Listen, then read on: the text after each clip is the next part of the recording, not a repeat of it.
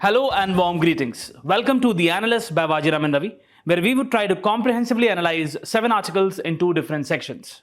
In the analysis part, we'll first have a discussion with respect to the importance of public health spending, the associated challenges, and the way forward. Then, in the second article, we'll have a comprehensive discussion with respect to the debate surrounding freebies as welfare measures and the way forward. Then, in the simplified section, we'll have a look at 5 different articles from a special perspective of UPSC Prelims 2025, along with the value addition. So stay tuned. So coming to the very first topic of the day, this is with respect to why government expenditure on health matters. See, health expenditure can be primarily categorized into 2 ways. Either it can be the private expenditure on the health, or it can be the public expenditure on the health.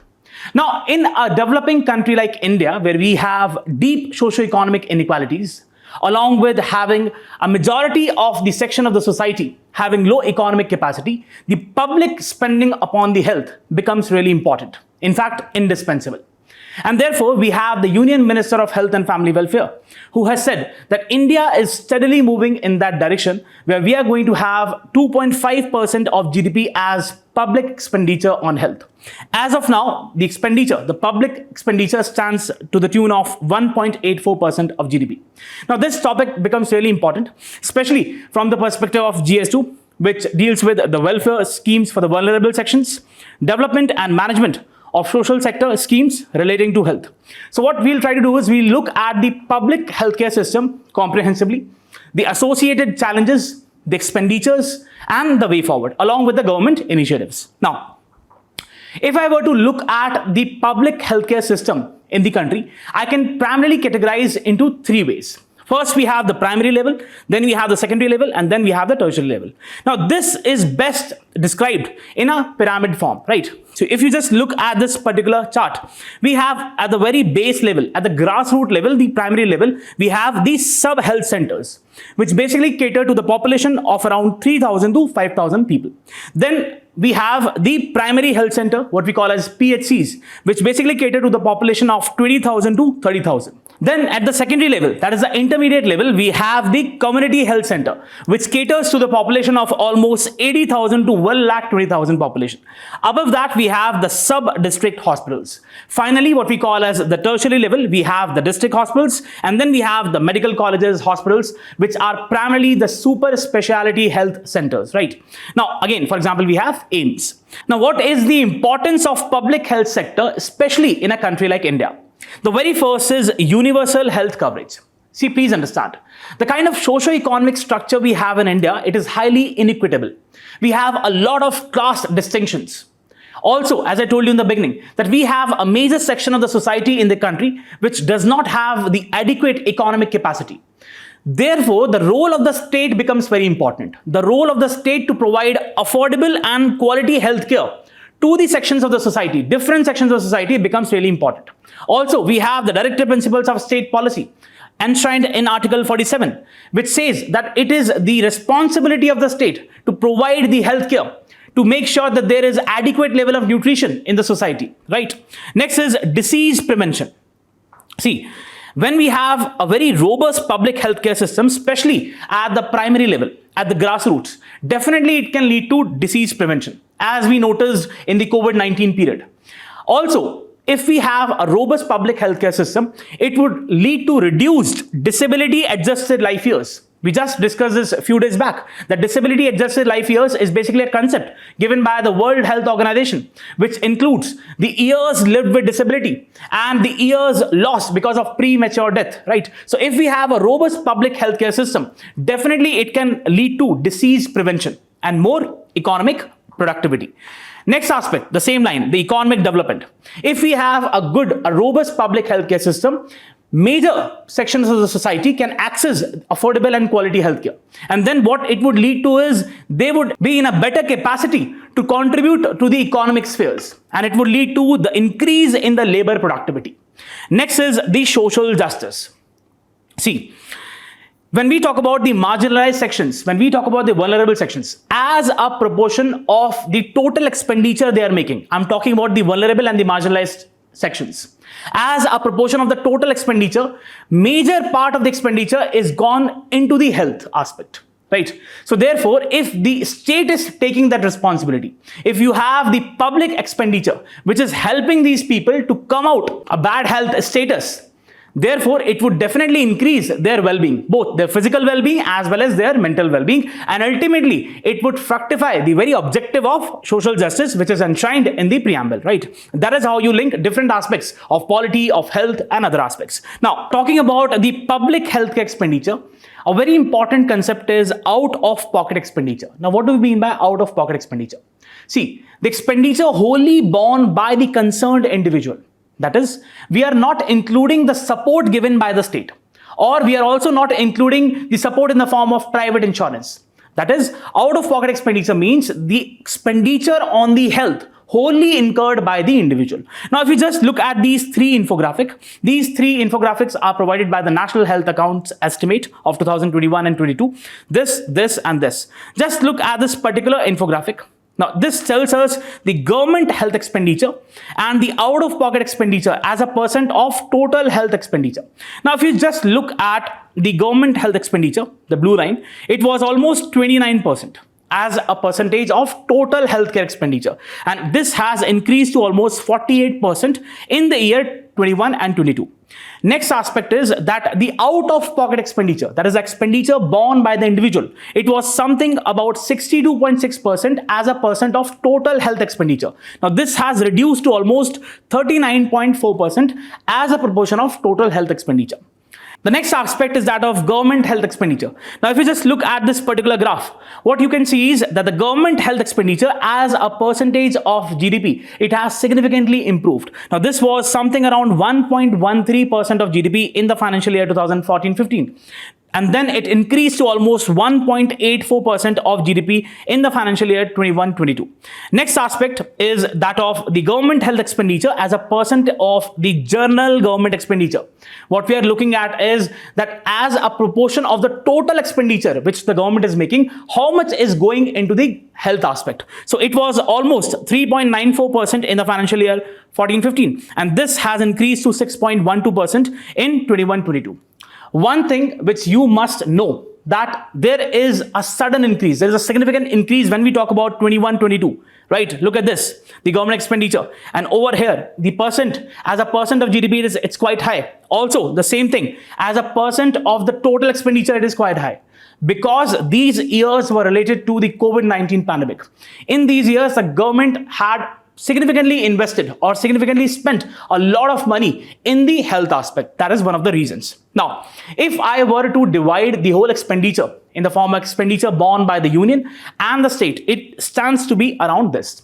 That is, the union bears almost 35% of the total expenditure, and we have the states who are having the major expenditure, who are actually spending the major part of the expenditure, which is 64%, around 64%. Understand that it is the states who bear the responsibility, because health is a state subject, and ultimately, as also said by the minister, that health is a state subject and the center's role is to provide financial, technical and hand-holding support to the states. So ultimately, it is a responsibility of the states to implement the policies on the ground and spend the public resources on the health. Now, what are the issues plaguing the public health sector in the country? The very first is the funding issues. See, we all know that India is a developing country and we have limited resources. There's a resource crunch. Therefore, what it leads to is competing priorities.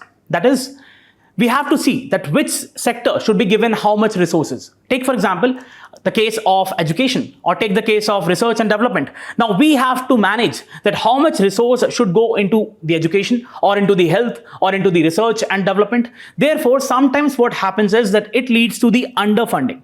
See, definitely what we are not negating the fact that government is not spending. Definitely the amount of spending has increased, but in comparison to what is really needed for a country like India, having a population of almost 140 crores, the amount which is being spent by the government on health is quite meek. Next aspect is that of diversion of funds. Now, this has been many times highlighted by the Comptroller and Auditor General.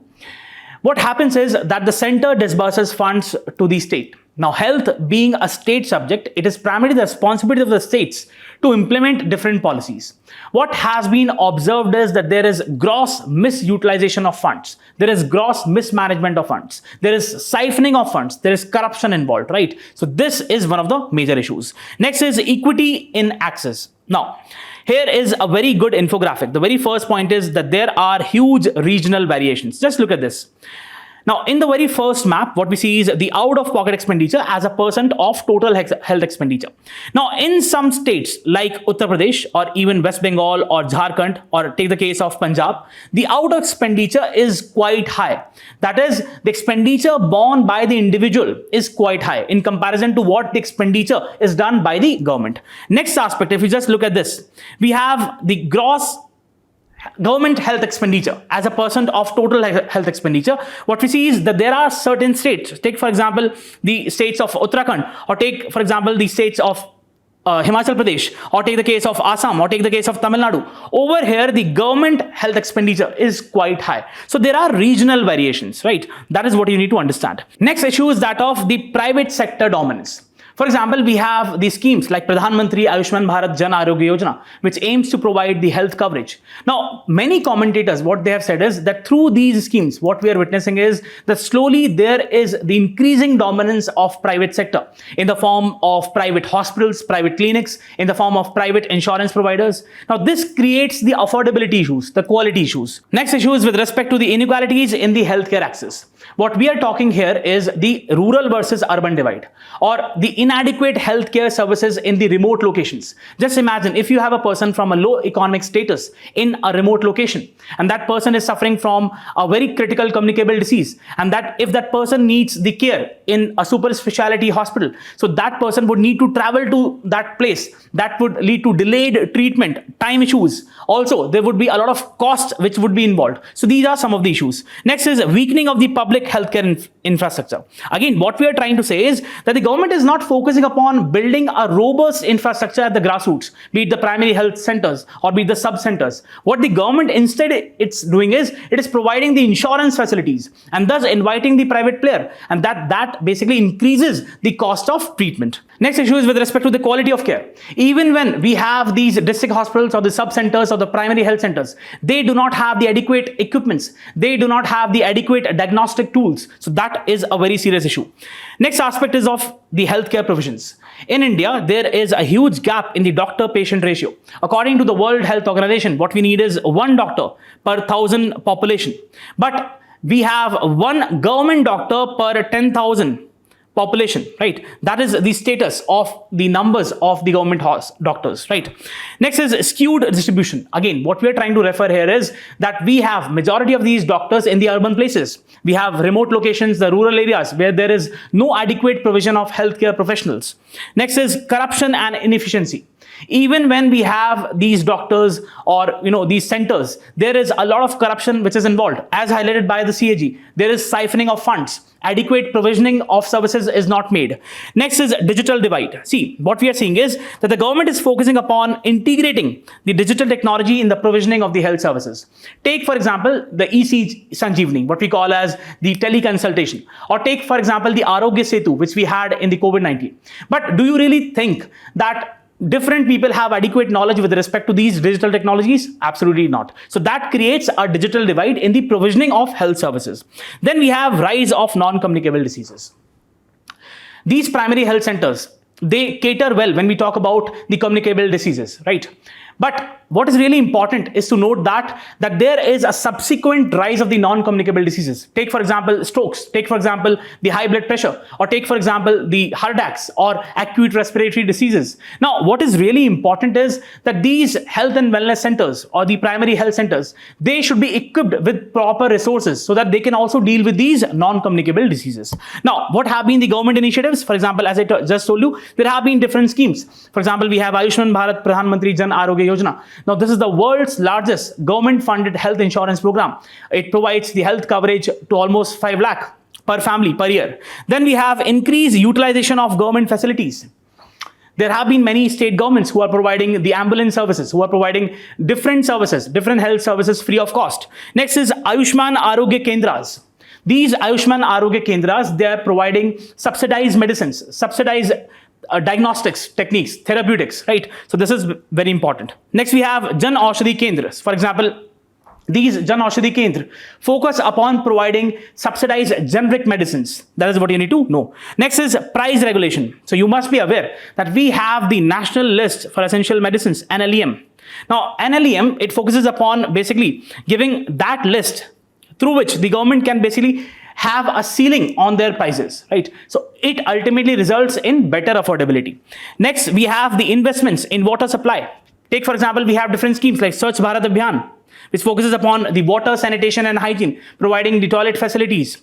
Then we have the Jal Jeevan Mission, focus upon providing the functional tap connections in households, right? Then sanitation aspects are also dealt with. Then we have investments in the healthcare infrastructure. For example, the government is investing to create, the union government is investing to create, for example, different AIMs around the country. Or we have the Indian Council for Medical Research, ICMR centers, for example, National Institute of Virology, or NIMHANS, that is National Institute of Mental Health and Neurological Sciences. So what we are saying is that the government is definitely investing a lot in creating these centers of excellence, right? Also, the government is investing a lot in providing adequate number of seats to the graduate and postgraduate seats in the medicines. For example, in the last 1 decade, there has been an addition of almost 1.1 lakh of seats. Now, this amounts to almost 130% increase in the total number of undergraduate and postgraduate courses in the medicine, right? So definitely, government is doing a lot. Now, what should be the way forward? The very first is that there has to be increased funding as proposed by the National Health Policy. That is, we need to set up clear goals. We need to set up proper mechanisms, funding avenues. Now, see, there is no one is stopping you to include the private sector. Definitely, you can go with public-private partnerships, but make sure that this should not lead to affordability issues, or the quality of the health services should not be compromised. Next is universal health coverage. What we are trying to say is that ultimately, what it should lead to is the universal coverage of healthcare facilities, which has been done in different countries. Take, for example, Thailand, or take, for example, Turkey, right? This is really important. Next is the human resource development. There has to be, definitely the government has increased the number of seats, be the undergraduate or postgraduate seats, but we still need a lot of other seats, right? So that we can have adequate numbers of healthcare professionals in the country. Next is there has to be proper incentives given to these healthcare professionals. See, what usually happens is that once you have these medical graduates who complete their medicine degree, then they are given a lot of opportunities. They have a lot of opportunities in the urban centers or even out of the country. So what happens is that they are inclined to fly outside. So there has to be adequate incentives which have to be given to these. What we are talking about here is the financial incentives, so that they can stay, they can work in the rural areas, right? And ultimately, we can have the retention of these healthcare professionals. Next aspect is disease prevention and control. Now, its importance was actually seen during the time of COVID-19 period, that this becomes really important. If we have a robust healthcare system, especially at the grassroots level, then it can lead to disease prevention and control, right? And it can ultimately lead to the lessening of the expenditure on the health. Next, we have enhanced disease surveillance mechanisms. Take, for example, we have the integrated disease surveillance program. Now, such programs need to be increased so that we can have a situation where the disease surveillance is proper, a robust disease surveillance is there, and adequate government entities can be informed at the right time, right? Next aspect is that of promote healthy lifestyle. So we already have proper services being given with respect to the communicable disease at the grassroots level. Take, for example, the primary health centers or the health and wellness centers. But what is really needed is that we should be able to provide adequate advices, adequate services with respect to the non-communicable disease. For example, we have different campaigns, for let's say the case of Eat Right campaign, or the increased use of millets, which is being stressed upon. So this should basically take the forefront. Now, again, so what we are trying to say is that definitely there has been an increase in the overall public spending on the health, but there are issues. For example, we have inequity in the provisioning of services. There is a dominance of the private sectors. There are quality issues. There is gross mismanagement of the funding. But what is really needed is that we should search for new avenues, be it the public-private partnerships. We need to focus upon having a strong surveillance system with respect to the health.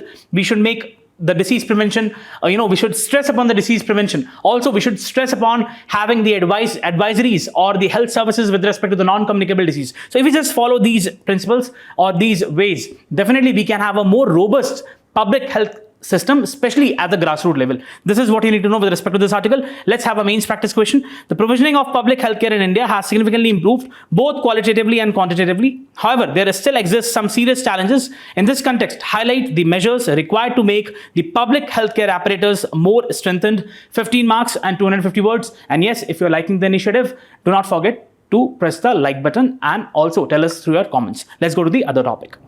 Now, coming to the next topic, this is with respect to freebies.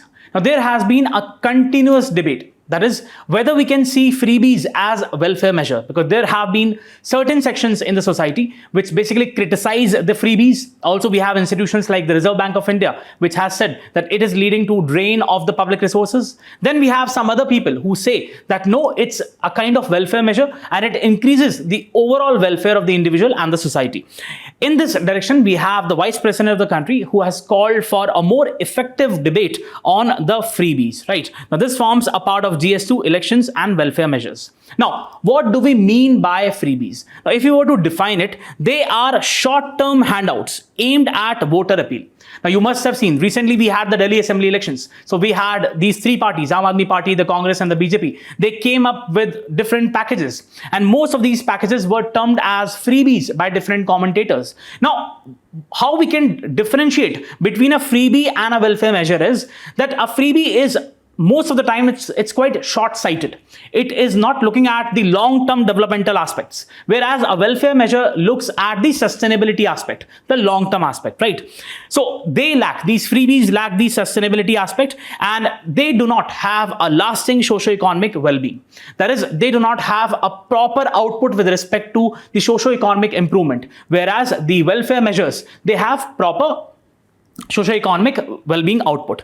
Now, what can be the examples with respect to the freebies? Take, for example, the provisioning of free laptops, as we witness in the state of UP, or TVs, or bicycles, or electricity, or water. So this has been a culture where you have the competitions among different states that who can provide more subsidies with respect to the electricity, right? So that is what a freebie is. Now, we had in 2022, Prime Minister criticizing this culture as a Remedies culture, right? So that is what you need to understand. Now, how to distinguish these freebies with respect to the real welfare measure? The welfare measures, as I told you, that they have these welfare measures, the schemes, they have a target population. Whenever the government is coming up with a particular welfare scheme, that would have a particular beneficiary set, that would have a target population for which the scheme has come. And that would primarily aim to enhance the overall standard of living of that particular section of the society, right? And ultimately, the access to different resources, be it the education, be it health, be it the financial resources. Also, most of these welfare measures, they are in line with the directive principles of state policy, right? Now, we have the directive principles of state policy as a novel feature. What they focus upon is they aim to create a welfare state. So that is what the very objective of welfare schemes is all about. Now, they promote the long-term human development. Take, for example, the enhancement in the human capital, be it the health, be it the education. Now, what are the different examples? The examples can be the public distribution system, or Mahatma Gandhi National Rural Employment Guarantee Act, or midday meal or Poshan scheme, which aims to provide the nutrition to the school children, right? So these are some of the welfare measures. Now, what are the positive aspects of freebies? Many of the commentators have said that we should not criticize too much that why we have these freebies. Because most of these freebies, whenever, let's say, you have the elections coming and we have different political parties coming up with their manifestos, many commentators have said that most of these freebies, what you term as freebies, they are directed towards the low strata or low class of the society, right? So that is a particular section which really needs that kind of welfare measure, right? So that really helps in improving the overall standard of that particular section of society. Next is, it serves as the foundation for several welfare measures. Now, what we mean to say is, now if you just look at the history of the developmental politics in the country, what you would see is that many of the schemes initially rolled by the state governments, ultimately they featured into the national aspect, the national paradigm. Take, for example, we had the midday meal. So we had the Tamil Nadu Chief Minister, K. Kamaraj, in 1956, brought a particular scheme which ultimately resulted into the midday meal scheme at the national level, right? Then we have the National Food Security Act. This was a particular scheme which we saw that we had the anti-Rama Rao in Andhra coming out with this particular scheme. Then we had Telangana's Ritu Bandhu. Now you must have seen that we are talking about the direct benefit transfer, the cash transfer schemes in the form of PM Kisan. Now that is nothing but an imitation of different schemes by different state government. Take for example the Ritu Bandhu scheme of Telangana or the Odisha's Kalia scheme, right? Next is that many of these freebies, they boost livelihood and production.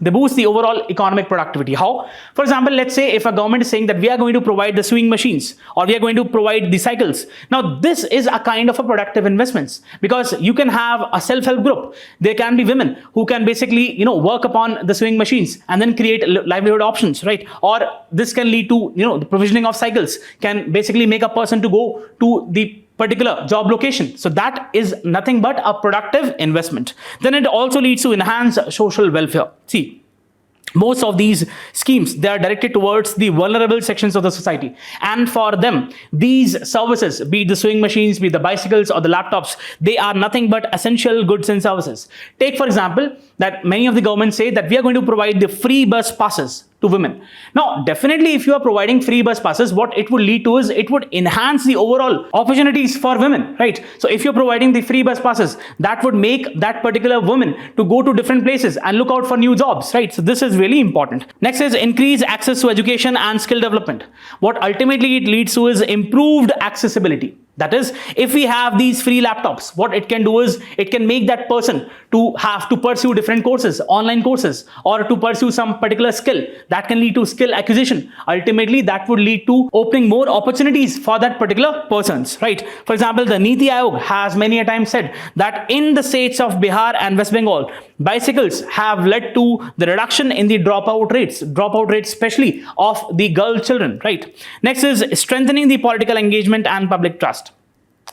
If we have the government coming up with various initiatives, what we call as the freebies, what happens is, see, if a government is coming up, or let's say if different political parties are promising something, they do so on a proper research. They basically see that what is something which people really needs. And ultimately, it increases the responsiveness of these political parties to the people. People think that now the government or the political party is more responsive to our needs. Ultimately, it leads to the improvement in the public trust. Also, we have the Center for Policy Research. Now, this has basically done a research and said that this was manifested in the states of Bihar and UP, right? Now, for example, we can have freebies. Now, what people termed as the free power or free water or free consumption goods or free public transportation. Then we have merit goods, what we call as the welfare measures. For example, public distribution system, employment guarantee schemes, the disbursal of credit for the self-employment opportunities, spending towards sustainable growth. So just you can have a look. Now, what are the negative aspects of freebies? The very first is burden on public finance. The Reserve Bank of India has said that many states, they are coming up with these schemes, what we call as the freebies, and it costs to almost 0.1% to 2.7% of the gross state domestic product. It's a huge drain on the resources, right? There are other competing areas where you should focus upon. But ultimately what is happening is because of the rush, because of this competitive populism, what we call as, what is happening that the states are incurring huge burden. Just look at this particular infographic. Cost of freebies announced by select states in 2022 and 23. As a percent of total tax revenue, just see that it stood for Jharkhand almost 25%. For the state of Madhya Pradesh, almost 30%, right? So this is what the cost they're bearing. Just look at this. Debt to gross state domestic product ratio of different states, select states. For Kerala, it was almost 35%, more than 35%. Then for Punjab, it stood to almost nearing 50%. Can you just see debt to gross state domestic product ratio? So this is quite huge. Also, we have the states like Punjab and Andhra Pradesh who have this number, that is the cost on the public exchequer amounting to more than 10%. Then against the free and fair election. See, many commentators, many people who have criticized the culture of freebies, they have said that this causes an undue influence on the voters. Those political parties who have enough resources, or they have the adequate capacity, they can basically come up with these these promises. But let's talk about the small parties who do not have the adequate resources. Now this is something which is quite disadvantageous for these parties. Next is, many of the commentators have said that this is nothing but similar to giving bribes to these people, to these electorates, right? Next is distortion in the resource allocation. Ultimately what we are saying is there are certain sectors which need a lot of resources. What we are focusing upon is short-term measures in order to just woo the voters. We are not focusing upon the very important sectors, be it the research and development, the education. We are focusing upon these services, expenses on these services for which the people can easily bear that, right? But ultimately, just to woo the voters, the government is spending upon that. There is the misallocation of resources, and ultimately it leads to diversion of resources from more productive sectors to less productive sectors. Niti Aayog has criticized the subsidies, for example, in the form of laptops which were given in UP. What it said was that what could have been done is there could have been comprehensive education reform instead of providing these laptops. Then it leads to dependency culture. People, let's say, people have this entrepreneurship passion, or what they have is these job seeking behavior. If you are providing them a particular amount of money on a monthly basis, they would not have these job seeking behavior, right? Ultimately, it would discourage the entrepreneurial capacity in that particular individual. It would discourage the self-reliance, initiative, or the capacity to take a particular initiative, right? It also leads to reduced accountability. That is, people, once political parties come in the fray of elections, they announce different schemes and things. People basically, they get distracted. They do not focus upon the major issues. For example, unemployment, or as we studied in the very first article, non-provisioning of the healthcare services. What they focus upon is this aspect, the short-term aspect, right? So it leads to reduced accountability, and ultimately they distract from the systemic, the larger issues. Next is environmental impact.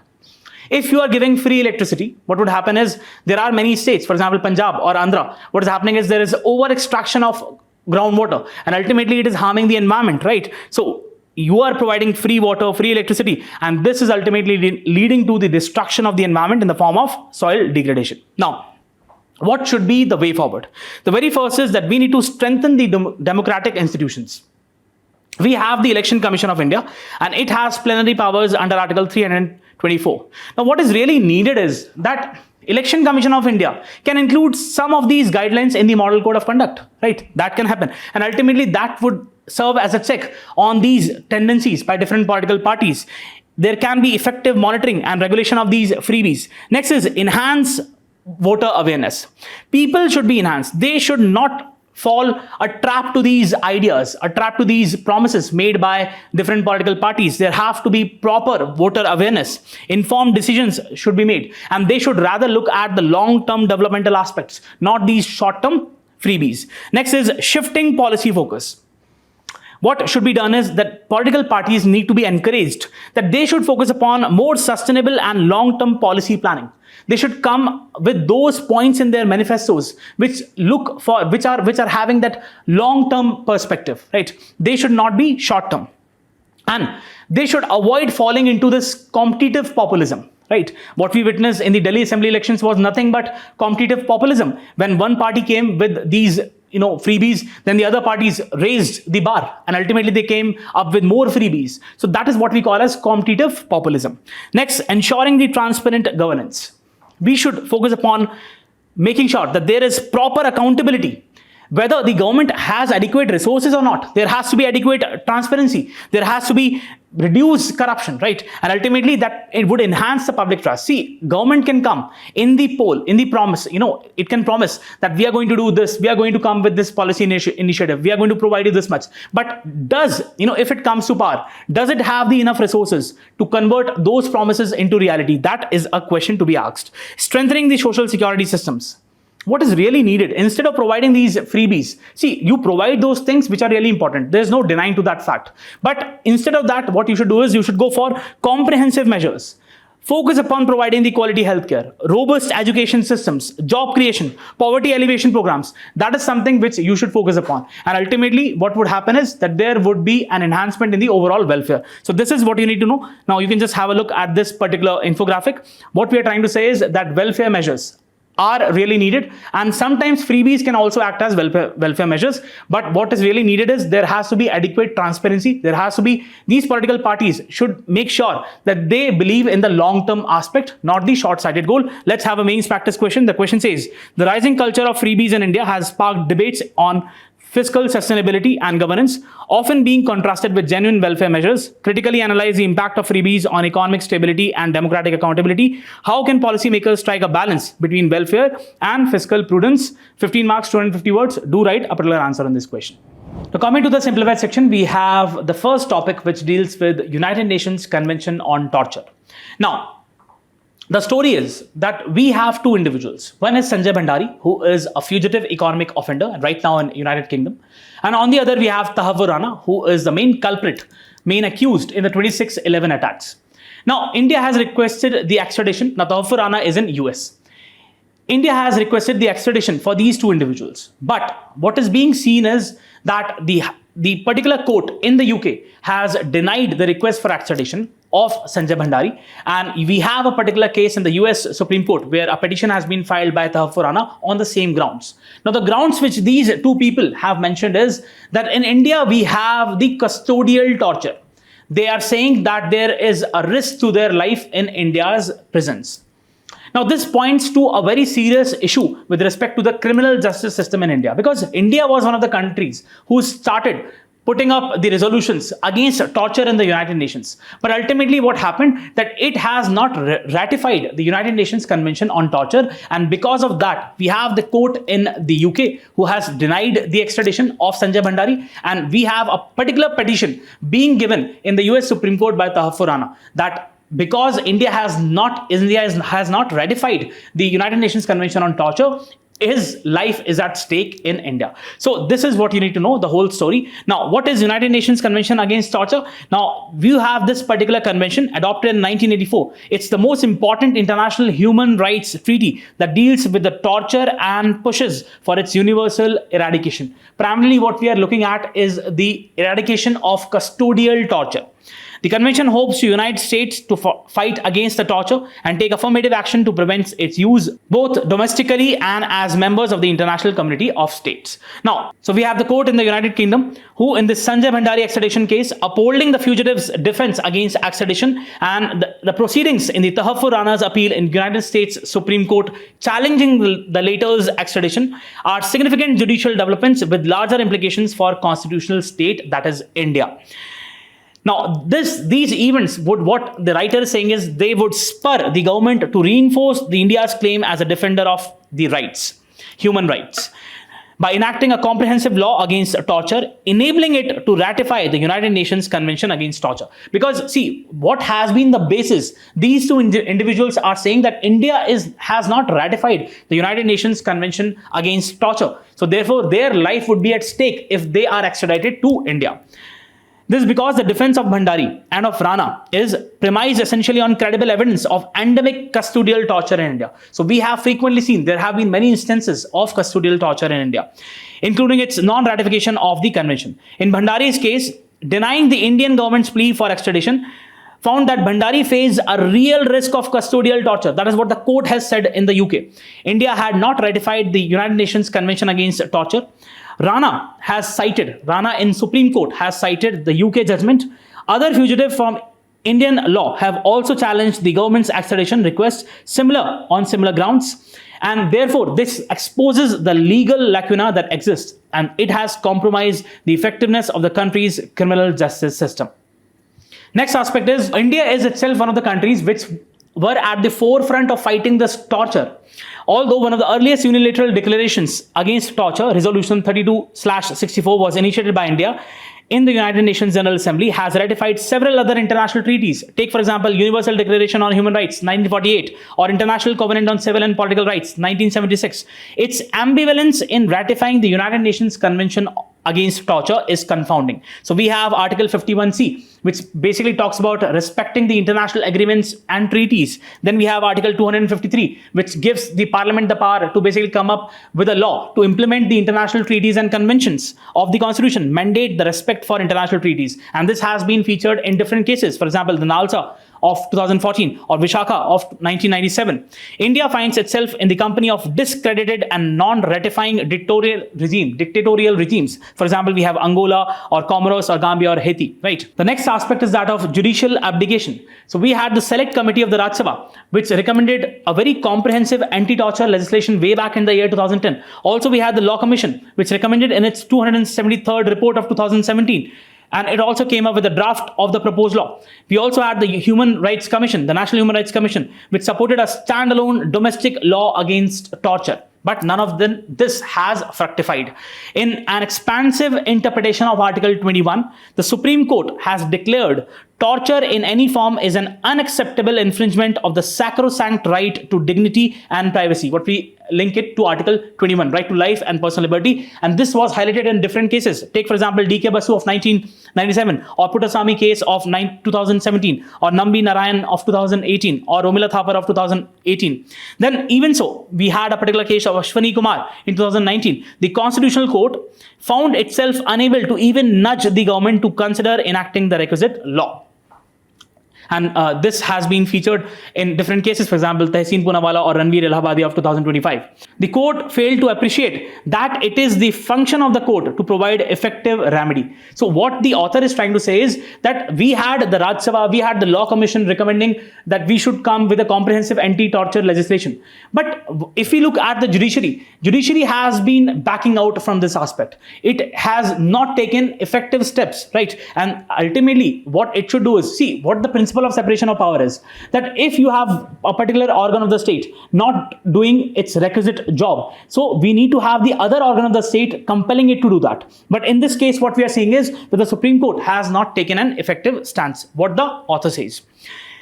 D.Y. Chandrachud's declaration in Jeet S. Bisht case of 2007 was that doctrine of separation of power allows methods to be used to prod and communicate to an institution either its shortfalls or excesses in discharging its duties. So what the author is saying is that here the judiciary should nudge the parliament that please come up with the law, please come up with an anti-torture legislation, because these are the people like Sanjay Bhandari and the others, Tavur Rana, who basically were the mastermind of one of the very serious offenses, and now India is unable to basically extradite them because India has not ratified the United Nations Convention on Against Torture. Even as the court cautioned in Shaira Bano 2017 case that constitutional rights can be defeated through inaction, indifference, or ambivalence on the part of other organs of the state. So if you have any of the organ which is not basically working properly, then the constitutional rights of the individual can be hampered. The extradition cases raise profoundly important questions about democratic state balking at fulfilling its compelling constitutional and international obligations. Now, this is really surprising, especially for a country like India, a democratic country like India, which has a set of fundamental rights for its people, right? Why till now it has not ratified the United Nations Convention Against Torture? And because of that, it is having to bear the brunt. We are not able to extradite these people. India's continued failure to enact a credible anti-torture law indicates the impoverishment of our politics and the indifference of political parties as democratic agents. So what is really needed is that India should, as soon as possible, ratify the United Nations Convention Against Torture. It's a democratic state, and therefore we would be able to extradite these individuals and then prosecute them in India for the crimes they have committed here in India itself. This is what you need to know with respect to this article. Let's go to the next article. Coming to the next topic, this is with respect to the accredited social health activists, what you call as the ASHA workers. Now, the story is that we have these ASHA workers in Kerala. For a long time, they have been protesting that their honorariums, that is the pay they get for their voluntary work, that should be increased, and they should also be getting the entitlement to the pension services. And for that, they have been protesting, but now the state is not listening to them. So ultimately, what they're saying is that now we are going to go with the hunger strike. Now, this topic becomes really important. We'll see what ASHA workers are, what is the auxiliary nurse midwife, and what are the Anganwadi workers. We'll try to have a comparative study, right? So the accredited social health activists, ASHAs in Kerala, who have been protesting for the past 38 days to secure a better remuneration package, have now decided to go for indefinite hunger strike, as the different rounds of discussion with the National Health Mission authorities and the state health minister have failed. Now, the ASHAs have been resolute in their demand that they be paid an honorarium. They do not get a proper salary, right? This is what you need to know. Their work is deemed as voluntary work. They are not given proper salary, and what they get is honorarium. We paid honorarium of 21,000 and provided a retirement benefit of almost 5 lakh. This is what their demand is. Meanwhile, the State Health Mission Director of the National Health Mission has called the KAVA, what we call as the Kerala ASHA Health Workers Association, leaders for a discussion, and the talks were inconclusive. Authorities expressed their helplessness. Why they have expressed their helplessness? Saying that the government's coffers, the exchequer, were empty.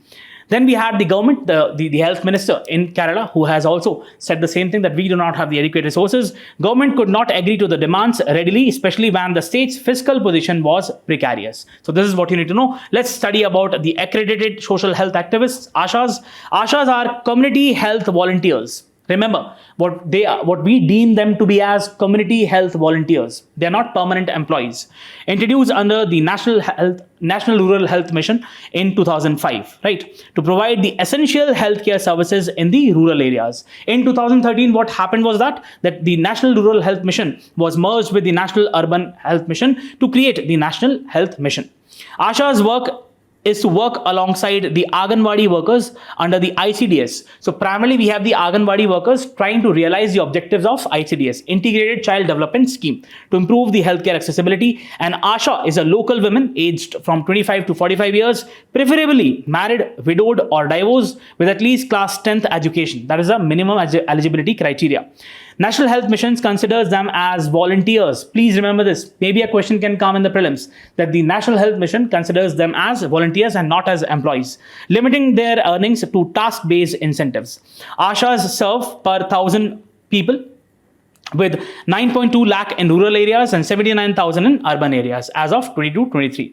Key responsibilities of ASHA's worker. So primarily their work is to provide these important services, the basic services, be it immunization, the antenatal care, ensure the antenatal checkups and the postnatal care, while educating the mothers on breastfeeding and infant nutrition.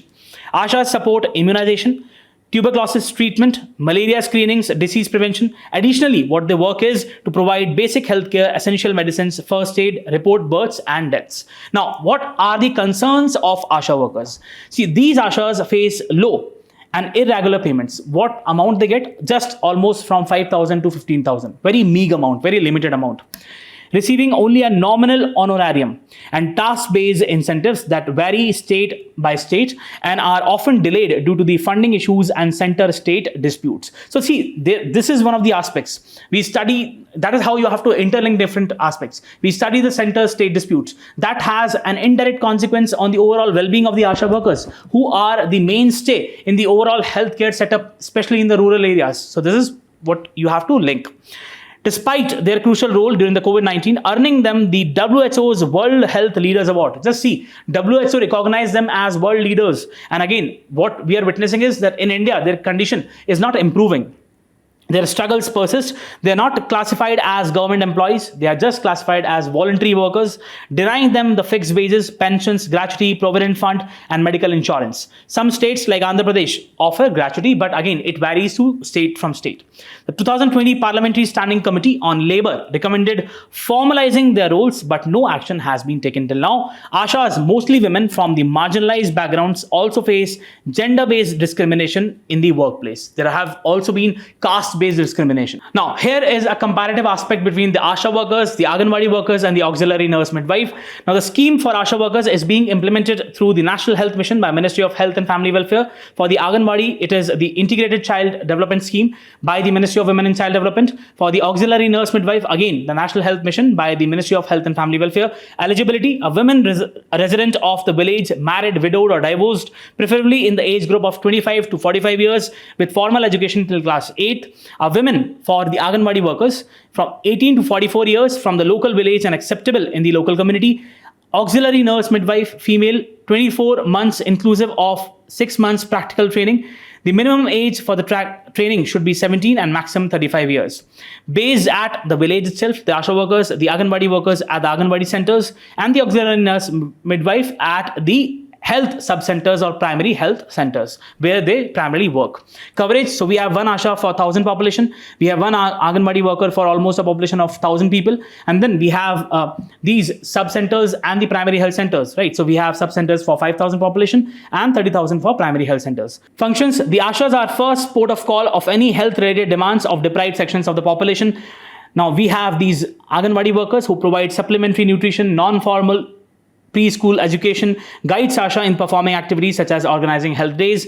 And for these auxiliary nurse midwife, they have multi-purpose workers, guides ASHAs on the aspect of healthcare. So ultimately what you have to remember is that it is the auxiliary nurse midwife who guides the ASHAs, right? Motivates ASHAs to bring beneficiaries to the health institutions for immunization, institutional deliveries and family planning. So ultimately we have these auxiliary nurse midwife who act as managers of ASHA, right? So this is what you need to know. Incentives, receive performance-based remuneration for a range of interventions, what we call as honorarium. Again, Anganwadi workers are also honorary workers, receive a monthly honorarium. But for the auxiliary nurse midwife, they get salaries paid through the national health budget. So this is a comparative look. Maybe a question can be framed in the prelims. Do have a glance through this. Let's go to the other article. So coming to the next topic, this is with respect to a new initiative by the government. That is the unique student ID, what the government has been terming as the APAAR ID. Now, this particular ID would be linked to Aadhaar, first of all, and would be stored in DigiLocker. Now, this has the same concerns which the Aadhaar had. Primarily, we had the privacy concerns. So there have been many questions which are being asked, whether the consent of the student is being taken or not. If not student, whether the consent of the parents is being taken or not. Are the details which are taken, are they robust? Are they kept at a place which is foolproof? So these are some of the concerns.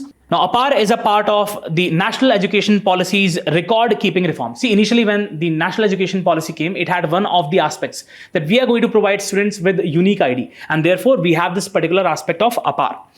While it is voluntary, the states and school authorities have pushed these students in adopting that. APAAR stands for Automated Permanent Academic Account Registry. It is based on the principle which the government is saying, one nation, one student ID, in order to accumulate and store the academic accomplishments, facilitating seamless transitions between institutions for the pursuit of further education. The APAAR ID is linked to Aadhaar and stored in DigiLocker. The system is touted as a way for different educational institutions to rapidly process and verify any given student's academic transcripts. APAAR is generated through the Unified District Information System. And many of the commentators are saying that what you are ultimately doing is that you are fetching the details from the UDI system. Now you already have a UDI system in place. What is the need, first of all, to fetch the data? And then link that particular data with the Aadhaar details of the students. So that can lead to surveillance state, what many of the commentators are saying.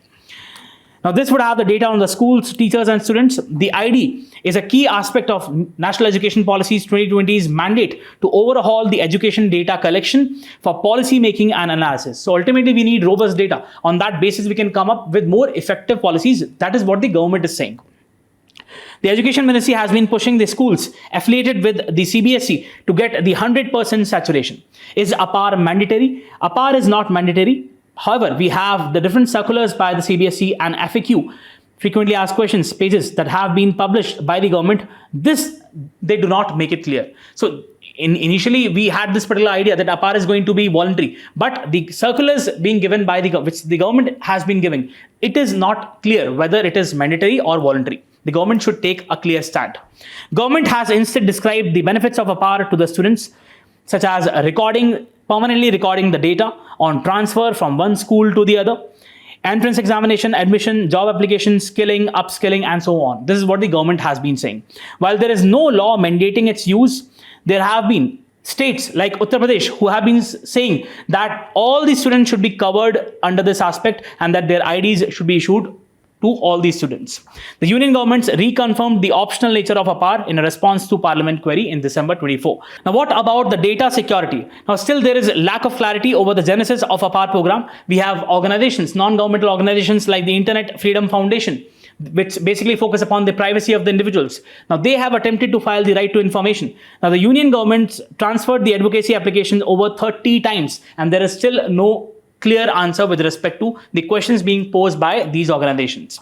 Besides the large-scale collection of the data of minors without a law to back it up, the IFF, Internet Freedom Foundation, argues it is unconstitutional. That is, without a law, you cannot have it. So we have a particular law for the Aadhaar. Similarly, the government should come up with a particular law, right?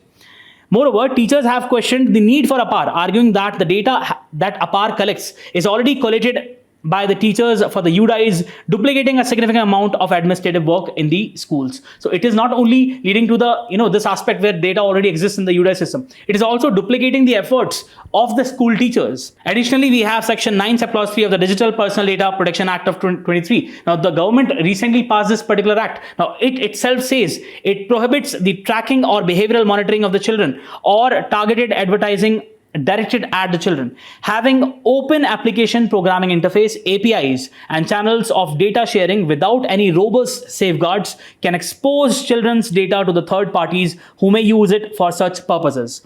This is what the act itself says, which the government has passed. Before it is ruled out, any such interfaces must be secured and legal safeguards put in place. There is an added responsibility on the APAAR framework to ensure cyber security as the data being processed pertains to children. So this is what you need to understand.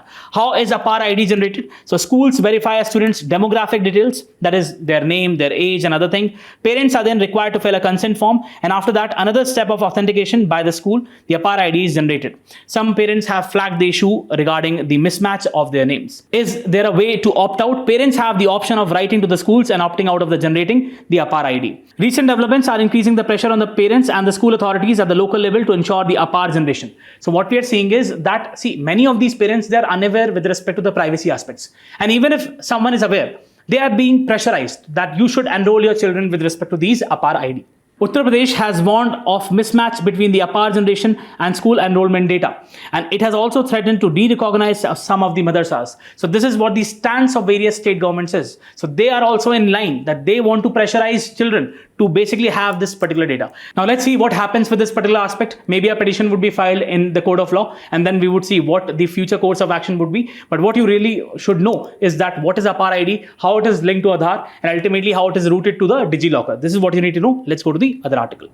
Now coming to the next topic, this is with respect to a particular aspect of science and technology, what we call as the sonic weapon.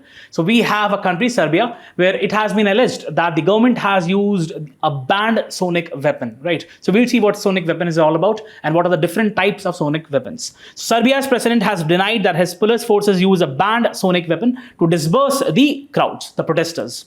Sonic weapons are designed to emit loud, often painful sounds. The use of this technology dates back to, for crowd control purpose, dates back to early 1990s. Such weapons usually comprise hundreds of modern transducers. Now, what are transducers? These are electronic devices that convert the energy from one form to the other to create highly concentrated and amplified sound. The sound is designed to be controlled by police officers who can alter the frequency, level, quality, and duration of the alarm. Now, what are the different examples of sonic weapons? Now, we have long-range acoustic device, what we call as LRAD. It has a range of 8,900 meters for intelligible speech and produces highly directional beam of extremely loud sound, which is up to 160 decibels. This is louder than the sound produced by a nearby gunshot, around 150 decibel. Anything over 140 decibels will cause pain in most of the people, but even sounds over 120 decibels can cause permanent hearing damage. Now, then we have mosquito. Now, this produces a very high-pitched sound that is audible and painful only to the younger people. The older people are unable to hear this. It does not affect the older people 30 and above. It's not audible to the adults because your hearing fades as you get older. Then we have infrasonic weapon. This is a newer technology and can deliver the very low frequency sounds that will be inaudible but could still cause pain and disorientation. Vertigos. Some people might have vertigos if they hear a lot of sounds, right? What are the health effects of sonic weapons? The weapons can cause significant harms to the eardrums. Use of earplugs can reduce the overall noise by almost 20 to 30 decibels, but this may not be enough to avoid significant injury. For instance, loud noises emitted by the LRAD can cause sensation of the ringing ears, what we call as tinnitus. You must have seen, whenever you come across a loud sound, there's a sensation in the ears, right? Ringing, what we call as tinnitus. Other sound injury symptoms such as headache, nausea, sweating, vertigo, and loss of balance. Signs of more serious injury include vomiting and mucus, in fact, blood from the ears. So this is a serious concern, and this weapon has been alleged to use in Serbia. Let's go to the last topic. Now, coming to the last topic of the day, this is with respect to a very important body under the Ministry of Commerce, which is Directorate General of Trade Remedies, what we call as DGTR. Now, this has recommended the imposition of safeguard duty to the tune of 12% on the steel imports from Vietnam and China. So we will see what this particular body is all about and what is the role of this body, because probably a question can come in the prelims. The DGTR, Directorate General of Trade Remedies, has recommended a provisional safeguard duty of 12% on majority of steel imports, including metal shipments from China and Vietnam, to eliminate, the reason what it has provided is to eliminate the serious injury and threat to the domestic industry. The levy is recommended for a 200-day period. A final call on the quantum of duty has to be notified by the Finance Ministry. Now, this is very important. The DGTR can only recommend. Always remember this. Ultimately, it is a responsibility. It is a domain of the Finance Ministry to impose those duties. Now, what is DGTR? As I told you, it comes under the Ministry of Commerce, Directorate General of Trade Remedies. It may be noted that the DGTR, Directorate General of Trade Remedies, is a quasi-judicial body functioning under the aegis of Department of Commerce, Ministry of Commerce and Industry. The DGTR serves as a watchdog against the unfair trade practices resorted by the producers and exporters in the other countries and aims to create a level playing field for the Indian industry. The unfair trade practices that DGTR acts against are in the form of dumped imports or subsidized imports, or imports that circumvent the existing anti-dumping countervailing duties. Now, this is very important. Let's first talk about what do we mean by anti-dumping duties and countervailing. Let's say you have a particular enterprise in China producing steel, right? And what it is doing is that because of the low cost of manufacturing, it is then dumping it to India, right? So what we call as that, because of the low cost of manufacturing, that particular enterprise is dumping that particular commodity in India, and the domestic cost of that commodity is higher in India. So obviously what it would lead to is the compromise of the Indian industry. So therefore the government can come up with anti-dumping duties. On the other hand, we have countervailing duties. Now, what are countervailing duties? Let's say you have a particular enterprise in Vietnam, and over there, let's say the government is providing the subsidy. Right? It is providing a subsidy so as to lower the overall cost. And then that particular commodity is now being exported to India. So in order to basically safeguard the domestic producers, what the government would do is it would come up with the countervailing duties. So we have the anti-dumping duties, which are in agreement with the WTO's agreement on anti-dumping duties. And we have the countervailing duties, which are in line with the subsidies and countervailing duties of WTO. Always remember that. The DGTR also protects the domestic industry from surge in the imports, like which can harm the Indian imports. The function of DGTR is to conduct, this is very important, it only conducts the inquiry, it investigates into the issue and then recommends. Ultimately, this is the Finance Ministry which takes the final call. The function of the DGTR is to conduct an elaborate investigation into the complaint filed by the Indian domestic producers allegedly injured by the unfair trade practices adopted by the foreign producers or exporters, and then make a decision whether or not to recommend the imposition of duty. See, the word here is recommend. It is not taking the decision, it is only recommending. Final decision regarding the imposition of duty recommended by the DGTR is taken by the Ministry of Finance, Government of India. A very important point. An application to initiate an investigation is generally filed by the domestic industry, after which the DGTR initiates the investigation and invites the participation of all the stakeholders, be it the domestic industry, the foreign producers, or the others. The DGTR then gathers the evidence from each stakeholders to examine the allegations of the domestic industry. It is only after the detailed investigation of the facts, data, and legal submissions of the stakeholder that the DGTR arrives at the conclusion regarding the recommendation of the duty, depending upon whether or not the domestic manufacturer have suffered material injury or threat of material injury. So you don't need to go into that much of detail. Just understand that if we have any of the foreign manufacturers who is basically exporting commodity to India, and if that is hurting the very interest of the domestic producers, they can basically ask the DGTR to conduct an inquiry, right? And if in the inquiry, if it is found that yes, it is there has been a support by the government over there, or let's say you have these companies which are basically dumping their products in India, definitely it can recommend to the Finance Ministry to impose the duties. All investigations are required to be concluded within 12 months. The period is extendable up to 18 months. However, the average time to complete the investigation has been consistently reduced by DGTR and it usually endeavors to complete most investigations within 5 to 7 months, ensuring a faster relief to the domestic industry. So very important body under the Ministry of Commerce, right? It only has recommendatory functions.